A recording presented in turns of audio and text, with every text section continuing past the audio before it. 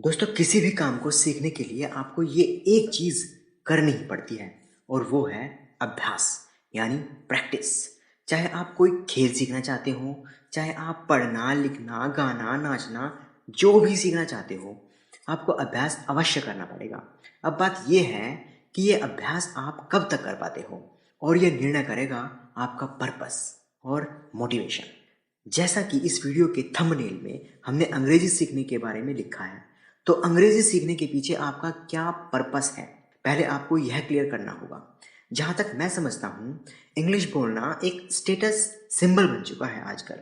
सभी को लगता है कि दूसरा कलीग या फिर बॉस अंग्रेजी में बोलेगा तो हमें भी अंग्रेजी में ही जवाब देना होगा, वरना उनके सामने हमारी किरकिरी हो जाएगी, जो कि बहुत हद तक संभव भी है। और जिनकी नौकरी नहीं लगी है, उन्हें लगता है कि उनके रिक्रूटमेंट में अंग्रेजी एक इसेंशियल रिक्वायरमेंट है। ये भी बिल्कुल तर्कसंगत बात है। मतलब चाहे किसी के पास जॉब हो या फिर कोई जॉब की तलाश कर रहा हो, अंग्रेजी सीखने का कारण सभी के पास है। मतलब आप हर हाल में अंग्रेजी बोलना सीखना चाहते हो तो एक बात समझ लो, इंग्लिश स्पीकिंग एक स्किल है और किसी भी स्किल को सीखने के लिए, उसमें प्रोफिशिएंट होने के लिए आपको उसका अभ्यास करना अनिवार्य है। हाँ, अब बात ये आती है कि अगर ये अभ्यास करने में आपको मजा आने लगे तो फिर अभ्यास को आप बोझ की तरह नहीं बल्कि खुशी से करेंगे। तो आपको ऐसी तरकीब निकालनी होगी कि अंग्रेजी की प्रैक्टिस आपको मजा लगने लगे, और मजा तभी आएगा जब हर रोज आपको लगे कि आप कुछ सीख रहे हैं। इसका सबसे सरल तरीका है कि अंग्रेजी की प्रैक्टिस खुद के साथ करो।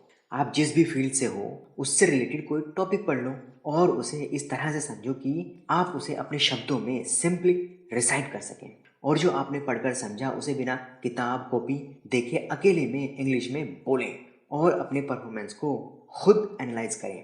कहाँ आप फंबल हुए, कहाँ आपको वोकैबुलरी शॉर्ट पड़ी, कहाँ आप टॉपिक ही नहीं समझ पाए, और अपनी कमियों को इम्प्रूव करें। इससे आपको दो फायदे होंगे।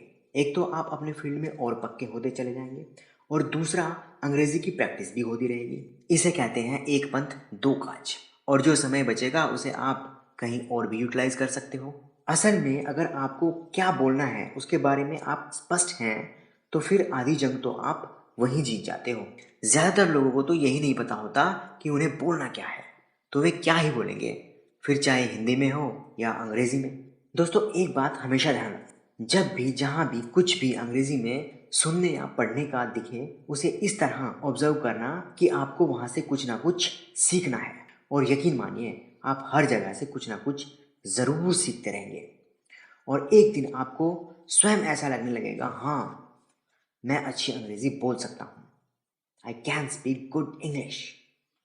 और ध्यान दीजिए, आप हमारी इस वीडियो से भी कुछ इंग्लिश सीख चुके हैं, जैसे कि अनिवार्य मतलब कंपलसरी, फंबल मतलब अटकना, प्रोफिशिएंट मतलब कुशल, एनालाइज मतलब विश्लेषण करना, स्पष्ट मतलब क्लियर, एक पंथ दो काज मतलब two birds with one stone.